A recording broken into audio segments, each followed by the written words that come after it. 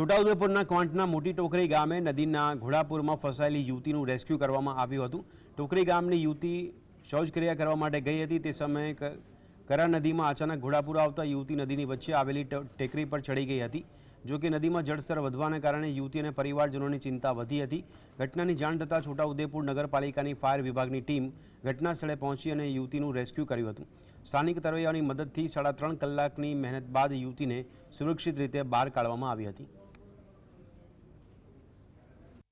Chhota Udepur fire and emergency સર્વિસમાં સવારના અરસામાં 9 કલાકે કોલ મળતા મોટી ટોકરી ગામે નદીમાં એક છોકરી ટેકરી ઉપર ફસાયેલ છે તો ઘટના સ્થળે તાત્કાલિક અમે પહોંચી અને સ્થાનિક તરવૈયા તથા ફાયર વિભાગના કર્મચારી દ્વારા છોકરીને સહી સલામત બહાર કાઢેલ છે।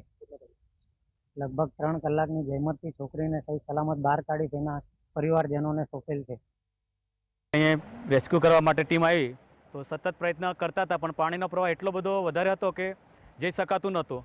અને તેવા સમયે અમારા સ્થાનિક તરવૈયા જીતુભાઈ, પ્રતેશભાઈ, રાજુભાઈ અને ભરતભાઈ અને એમની ટીમે જાતે નદીમાં કૂદીને તરીને જ્યાં છોકરી યુવતી ફસાઈ હતી ત્યાં ગયા અને ત્યાં જઈને જે બચાવવાની પ્રક્રિયા હતી રેસ્ક્યુ કરવાની તે પ્રક્રિયામાં સામેલ થયા અને પછી રેસ્ક્યુ ટીમની મદદથી